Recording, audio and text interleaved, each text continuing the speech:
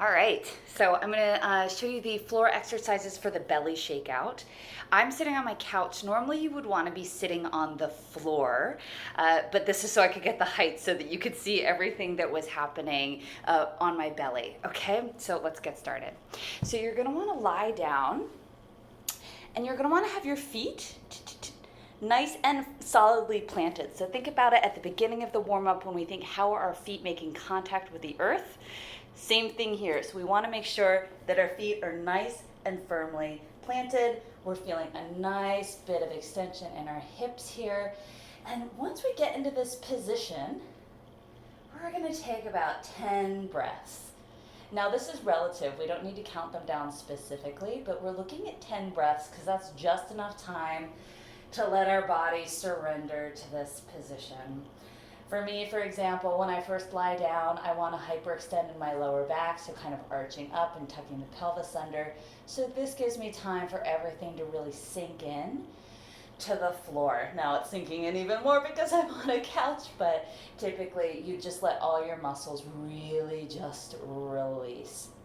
So once you've taken 10 breaths here into the belly, so all same principles apply from the practice. We're still directing the breath down, we're still breathing into the root chakra, we're grounding through the feet. So you can even do a check in here. Are my shoulder blades down and back? And am I extending through the back of my neck, breathing through the mouth? Then you're gonna take a bunch of coffee table books. I just have one here, but probably try for 2 or 3. You want it to be kind of heavy, not so heavy that you die. I don't want to be responsible for that.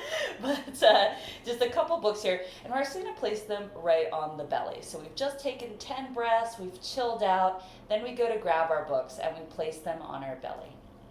Now we're going to take 20 breaths here, trying to lift the book with our belly. And you can hear my voice, or my breath is kind of present here.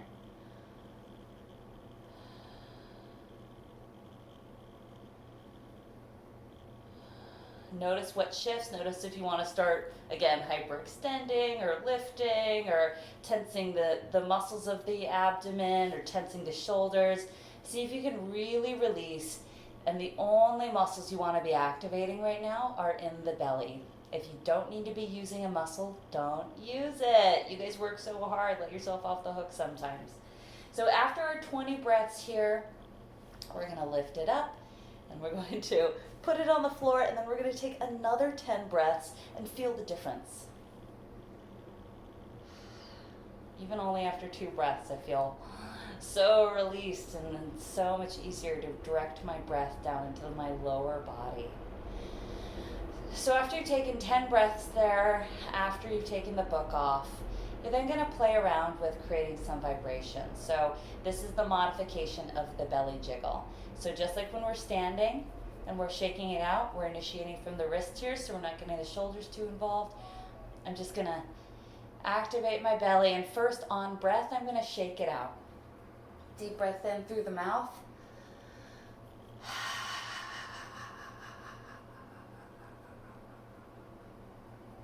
Then I'm going to initiate some vibration.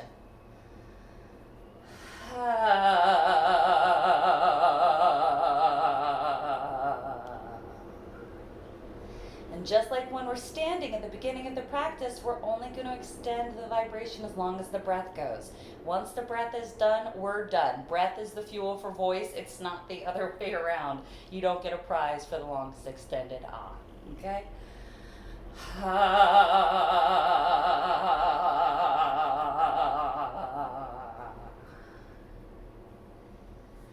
Do that a couple times, play around with it, and then you're just going to simply stand up, coming up nice and easy, and then rolling up through the spine. Now, this can then either lead directly into the remainder of the humming series or vocal shakeout section if you're doing the entire practice. This can also be used independently if you just want to play around with releasing your abs. If you feel like, dang, I get up and talk and I can't control my breath and I'm just like all the time, this is something where it probably means you're holding your breath. So this is a great practice to do just so that you can get really acquainted with what it feels like to have the breath activated deeply, fully and presently and powerfully in the lower body, and really fueling effective vocalization to make you feel at ease as possible. Hit me up with questions.